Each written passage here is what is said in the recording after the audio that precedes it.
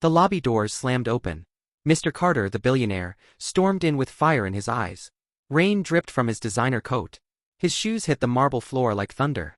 Everyone went silent. At the entrance, an old security guard named Eli stood frozen, his hands shaking. Mr. Carter shouted, "You had one job." Eli's voice trembled. "Yes, sir, please. I locked every door. I checked every floor." Mr. Carter pointed a finger in his face. "Don't lie to me.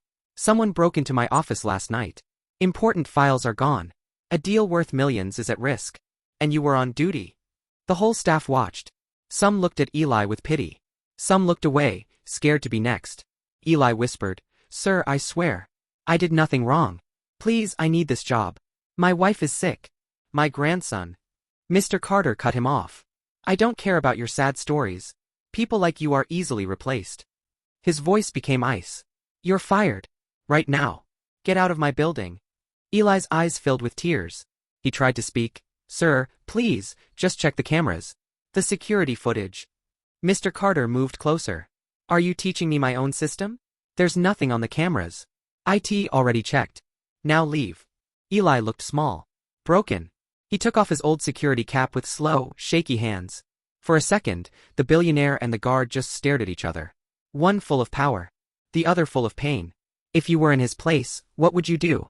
As Eli turned to go, Mr. Carter shouted to the staff, "Let this be a lesson. I do not tolerate mistakes." The elevator doors closed behind the crying guard. And no one knew. The cameras had seen everything. And the truth was coming. The day moved on, but the mood in the tower stayed heavy. People whispered in corners. "Did you see how he shouted at Eli? Poor guy. He worked here for 15 years. I heard his wife is in the hospital." Sophie, the young receptionist, wiped her eyes secretly. Eli was always kind to her. He used to say, "You're like my own daughter, Sophie. Drink water. Don't skip lunch." Now his chair near the glass doors was empty. The building felt wrong. Upstairs on the 30th floor, Mr. Carter stood in his glass office. The city lights shined below. He stared at the big screen on the wall, showing numbers, graphs, and news about his company.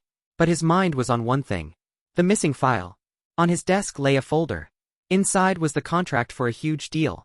A merger worth millions. Last night, that folder disappeared for a few hours. Someone had entered his office. Changed some pages. The rival company almost tricked him into signing a bad contract. Only by chance, his lawyer noticed the small change this morning. If he had signed it, he would have lost everything. "Security failure," he muttered. "All because of that useless old man." He remembered Eli's face. The tears. The shaking hands. For a tiny second, Mr. Carter felt something like guilt. Then he pushed it away. He was sleeping on duty, he told himself. What else could it be? There was a knock on the door. His assistant, Daniel, stepped in. "Sir, the board is asking questions," Daniel said softly. "They want to know how someone got into your office." Mr. Carter snapped. "Tell them I handled it. The guard is fired." Daniel hesitated. "Sir, with respect. Eli has always been loyal. Maybe someone else." "Daniel," Mr. Carter cut in, "I don't pay you to defend failed staff." Daniel swallowed his words. "Yes, sir." As he turned to leave, Mr. Carter added coldly, "And remind IT to check the cameras again. I want to find who was with him last night." Daniel paused. "With him, sir?" "Yes. Someone must have distracted him, or helped him." He narrowed his eyes. "No one gets to my office alone." Daniel left the room with a heavy heart. Downstairs, in the small security room in the basement, a young IT guy named Mia scrolled through camera footage.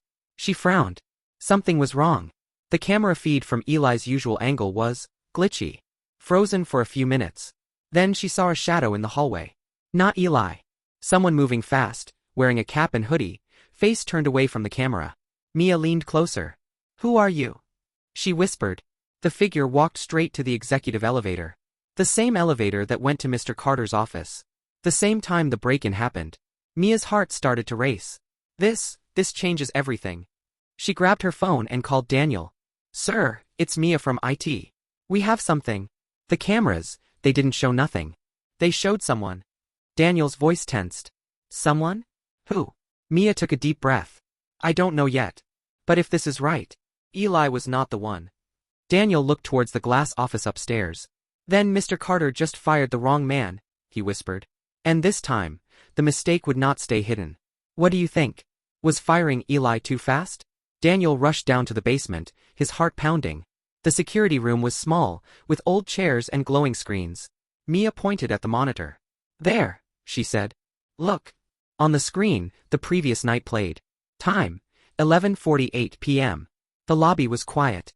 Eli sat at his desk, straight-backed, eyes open. He checked his watch, then walked to the side door to lock it. Mia spoke softly. People said he was sleeping. Look at him.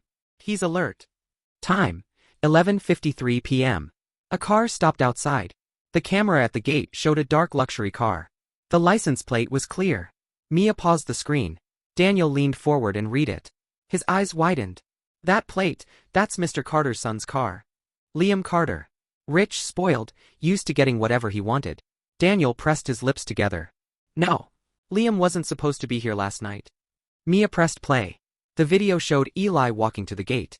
He smiled and saluted. Even without sound, you could see his lips move. Good evening, sir. Liam stepped out, angry and impatient. He waved his hand like Eli was nothing. Then he pointed at the inner parking area. The camera followed them. Next clip. Eli and Liam stood near the side door. Liam was shouting, waving his hands. He pulled out something from his pocket. A card. A key card. He pushed it into Eli's hand. Mia whispered, That's not his card. That's a master key card. Daniel's stomach twisted. This is bad. They watched as Eli shook his head.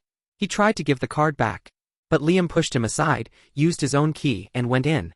Eli stayed at the door. He looked worried. He kept looking up at the cameras. At the ceiling. At the hallway. He was not part of this. Then the camera near the executive elevator blinked. Glitch. Static. 2 minutes of black and noise. When it cleared, the elevator was empty. Liam was gone from the screen. Mia sighed. The rival company got their hands on the contract. Someone must have taken a photo or copied it. What if it was him? Daniel clenched his fists. We need the rest of the footage. Backup server. Maybe the main feed is corrupted, but the backup. He turned to her. Mia, can you recover it? She nodded. I'll try. Upstairs, Mr. Carter walked into the board meeting room. Long table. Serious faces. Old men in suits. One woman tapping a pen. They did not smile. Mr. Carter, the chairman said, we are very concerned. Mr. Carter straightened his tie. I have it under control, he said. Someone bypassed security. The guard on duty is fired. We're reinforcing. The woman on the board raised a hand. With respect, firing the guard doesn't answer everything, she said. The rival company knew details only someone from the inside could know. Her eyes were sharp. So, who is the real traitor? For a second, Mr. Carter's throat felt dry. He thought of Liam. His only son. No. Impossible. He's careless, not evil, he told himself. He replied out loud. We're checking. I'll have the full report soon. The chairman replied. You better, Carter. Our stock is falling. The media is waiting for blood. Make sure it's not ours. When Mr. Carter stepped out of the room, he saw something that made his heart jump. At the end of the hallway, Liam stood, leaning against the wall, scrolling his phone. Dad, Liam said casually, how bad is it? Mr. Carter walked over slowly. Why were you in the building last night?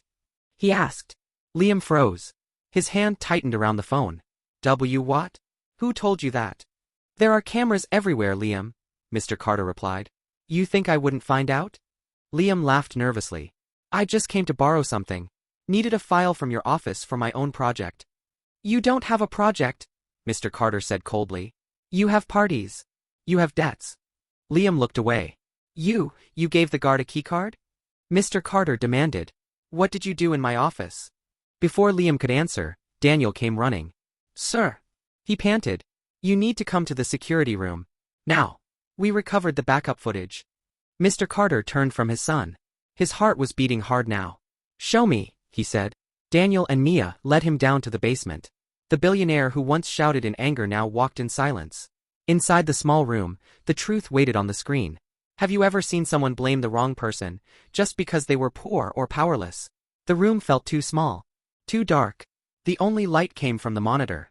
Mia sat at the computer. Daniel stood beside her. Mr. Carter stood behind them, arms crossed, but his fingers tapped nervously on his sleeve. Play it, he said. Mia clicked. The backup footage started. Time, 11:57 p.m. The camera showed the elevator door opening on the 30th floor. Liam stepped out. He looked around, then walked straight to Mr. Carter's office. He swiped his card. The door unlocked. Inside the office camera, they watched Liam walk in. He went straight to the desk. He opened drawers. Pulled out the big contract folder. He took photos with his phone. Page by page.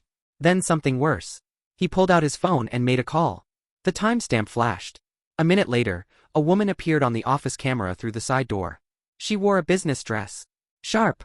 Confident. It was someone they all knew. Angela. The rival company's executive. She smiled at Liam like an old friend. Liam whispered, "You get what you wanted?" Angela nodded. "You'll get your money tomorrow," she said. He grinned.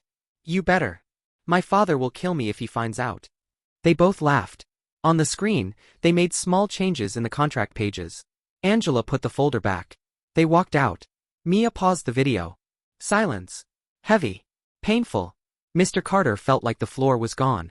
His own son. His own blood. Selling him out. Behind him, he heard his own voice from the morning in his head. "People like you are easily replaced." But Eli was not the traitor.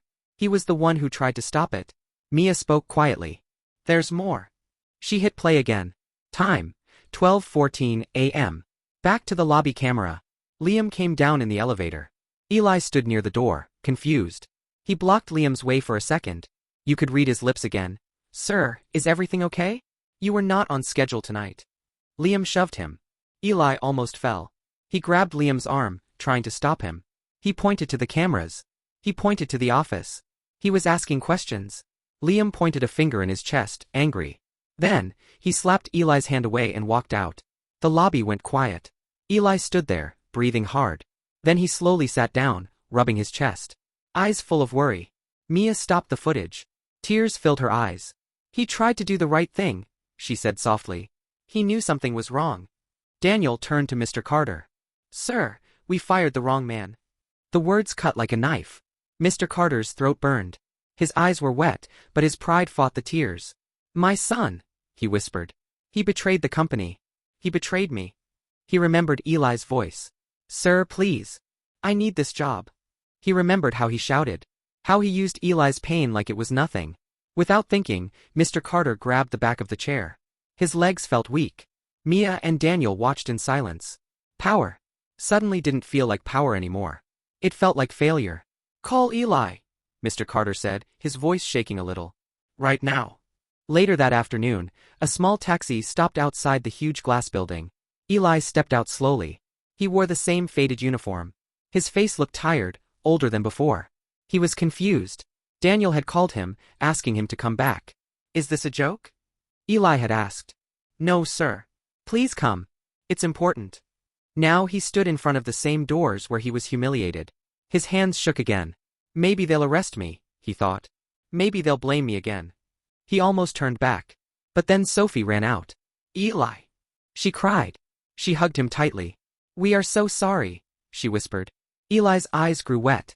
"What's happening, child?" he asked. "Just come," she said. "You'll see." She led him inside. Everyone in the lobby watched. But this time, something was different. People smiled at him. Some nodded with respect. At the center of the lobby, Mr. Carter stood, waiting. He was not shouting now. He had no coat on. No anger. Just a man with red eyes and a heavy heart. "Eli," he said quietly. The old guard stopped a few steps away. "Sir," he replied, voice low. "If this is about this morning, I already left my uniform. I don't want any more trouble." Carter took a deep breath. In front of everyone, he did something no one expected. He bowed his head. "I was wrong," he said. The whole lobby went silent. Even the elevators seemed to stop. Carter's voice shook. "I accused you. I insulted you. I fired you without listening. I saw your age, your uniform, and I thought you were easy to blame." A single tear slipped down Eli's cheek. Mr. Carter continued. "But the cameras showed the truth. You did your job. You tried to stop my son." Gasps moved through the staff. Eli's eyes widened. "Your son," he whispered. Carter nodded slowly. "He betrayed us. He sold my company's secrets. He lied. And you, the man I called useless, were the only one who tried to stop him." He swallowed hard. "I have already called the police. He will face the law. No matter that he is my son." You could hear the pain in his voice. The struggle between father and CEO. Between love and justice. He stepped closer to Eli. In front of everyone, the billionaire reached out his hand. But then he went even further. Mr. Carter bent his knees. He actually knelt down on the marble floor in front of the old guard. Gasps filled the hall. Eli, he said, voice breaking, I am begging for your forgiveness. I treated you like trash because you were poor, because you were easy to blame. I forgot that respect is not about money. It's about character. Eli's lips trembled. No, sir, please don't. Tears rolled down Mr. Carter's face now. I can't change what I said, he whispered, but I can change what I do next. Please, come back. Not as a simple guard. He stood up and turned to everyone. From today, he announced, Eli will be head of security for the entire company. With full salary, benefits, and respect. There was a long silence. Then, slowly, people started clapping. Soft at first. Then louder. Sophie clapped hardest, tears in her eyes. Mia and Daniel joined in. The whole lobby echoed with applause. Eli wiped his face with the back of his hand. He looked at Mr. Carter. At the people. At the doors he had watched for 15 years. His voice was soft but strong. Sir, I forgive you, he said. Not because you are rich, but because you had the courage to say I was wrong in front of everyone. He took a deep breath.